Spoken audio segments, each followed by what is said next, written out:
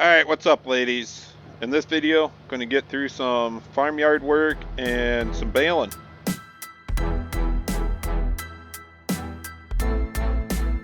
So I'm going to finish up this field here real quick. We didn't do a whole lot of chopping the stalks and everything, just came out and raked what the combine was leaving down. I didn't want to go crazy full ham on this, stripping everything off of it, and we'll leave a little bit of organic matter back. Especially on that field just over the edge. You can't really see it, but you can see my row of shame there. So we get these two small fields cleaned up, and then the big white one you see in front of me because, you know, the lime texture and whatnot. We got to haul manure on all this.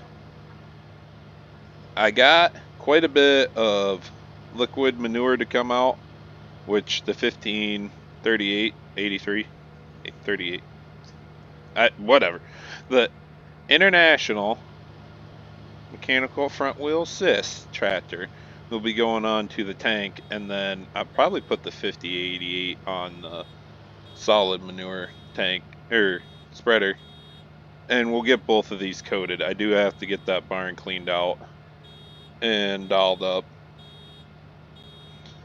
but that will be off the video because the whole fact the barn cleaner broke.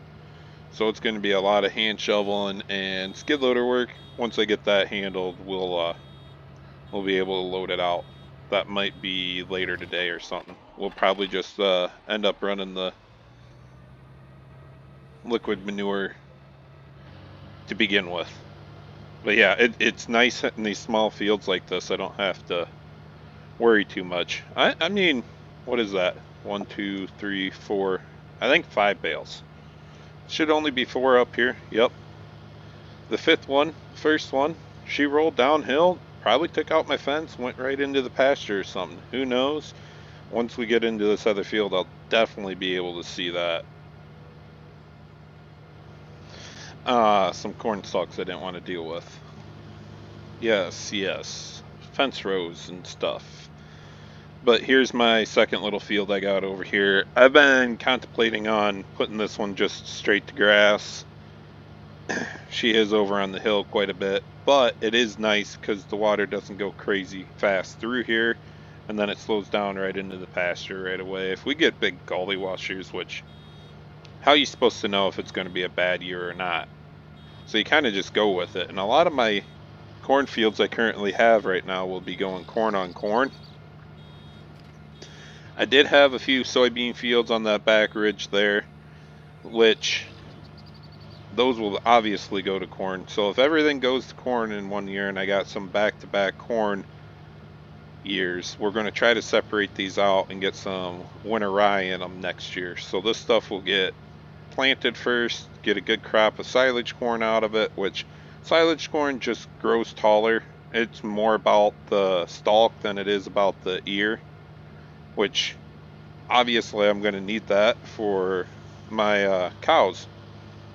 That then I can get this stuff out, plowed up, worked in, and get some rye growing before the winter snow hits and everything, and get some good cover on it. I didn't get these 2 little hay fields cut here, which I'm contemplating on coming out and just cutting it so the snow doesn't bend it over and rot it anyways, but I don't know if I'm going to have time this year.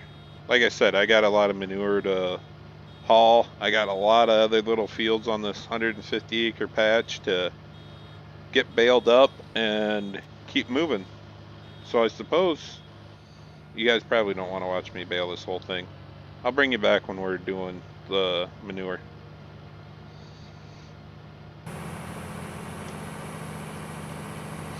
Alright, got my first tank loaded up of liquid manure.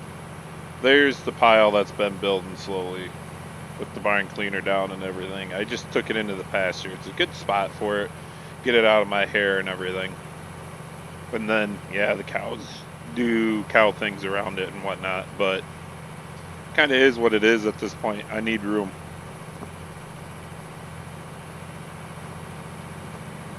So I'm going to finish my one little pass here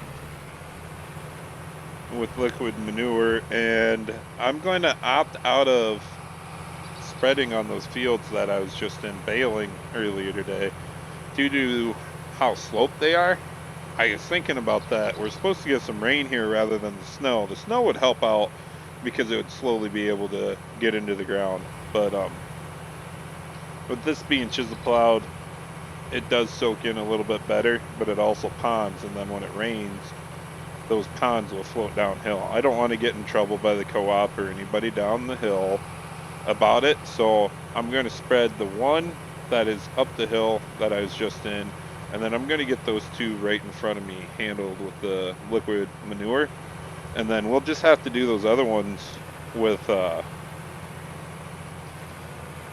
solid manure and disc it in. This one I can handle a little bit up here, I guess, as long as my TA doesn't go out. This ain't bad, but I'm not going to go over there because, yeah, we're just asking for runoff problems with that. So again, that's where the solid manure comes into hand. And between this barn with the clean out and everything like that, getting both of these, it's kind of handy to have. Especially on these hills up here in Wisconsin. And I mean, we're in the 80s, ladies. So therefore, we're kind of stuck with what I'm given.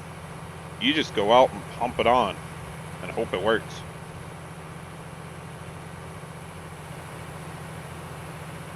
But I will hopefully be getting into loading up that solid manure today. I'm going to kind of have to get it on before it freezes. We might work it in, we might not. I don't know if I'm going to chisel plow these backfields here this year. I'm tempted to try no-till once and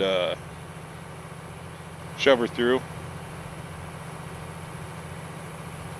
See what kind of comes about with that, and not lose my topsoil due to erosion. But like I said, I might actually end up cutting these. We might bale them for hay bales and then wait for the market to turn this winter and go ahead and sell them. I'm not running a whole lot of cows right now, so I'm not too worried about the hay bales.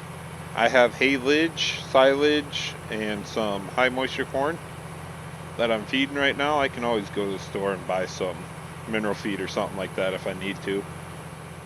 And I'm using cornstalk bales as bedding.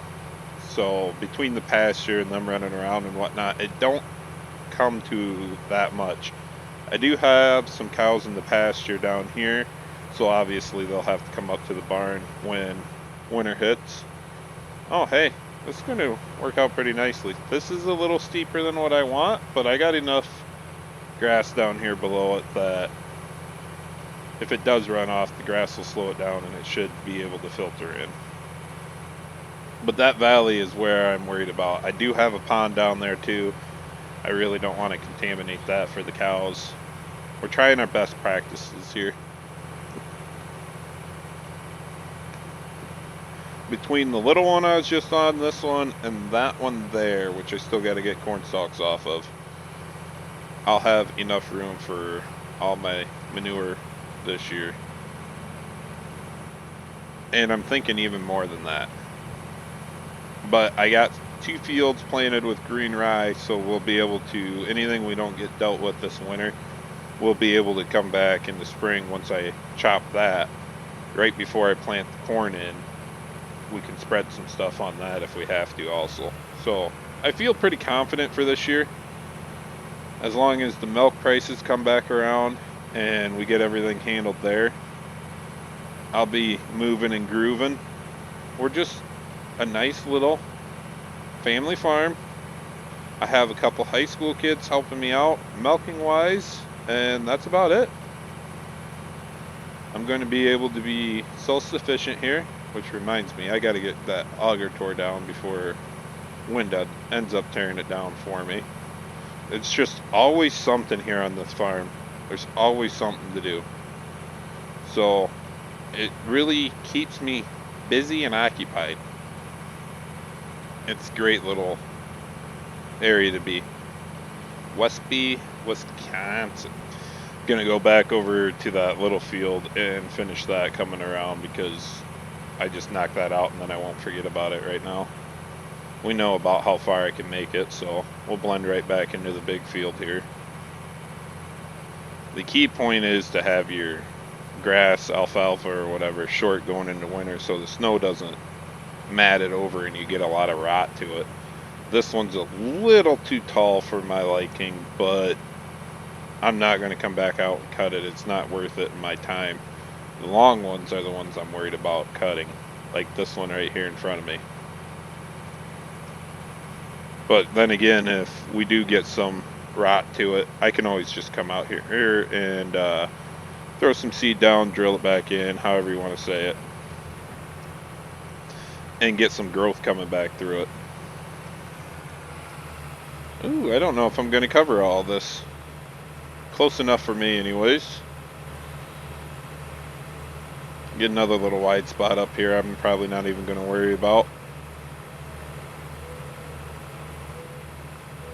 Just make sure I don't put any gaps over there. We'll be fine. Ah, there's a gap. Again, not worth coming back to because you put too much down in one spot just to kind of cover that. This little cut across, I know it's going to go too much on in this spot, but by the time I'm going to have to till this stuff up to probably incorporate everything. Be my best bet anyways. But again, if I don't get to it, I don't get to it. Like I said, there's just so much to go on one of these dairy farms, especially in the fall by the time you do harvest, getting the barns cleaned, cleaning up your stuff from all summer long, all the way down to making sure you're getting the fertilizer and hydrous and stuff put on your field for spring, getting your bales all out of the field, and taking care of your cows every day. But hey man, that's my money maker. I don't have to wait until the end of the year to get a check. I get a check every month of the year, so that really helps out with making the farm go around. I'm able to pay off my accounts that I have built up over time, keep putting diesel into the tractors, and it makes my world go around. So yeah, ladies, I don't know how else to put that. Why did I call that a 1583 before? It's a 1586. Come on now. I should know better. The tank's all dirty and whatnot. So ladies, I'm going to have to call that good for the day. I just got the message here. I got to go take care of a couple sick cows. Wow. And then on top of that, I'm going to have to keep an eye on a couple of these cows tonight. So I need to get some rest and whatnot because we got some calvies coming, I think. So, till next time, ladies, thanks for watching.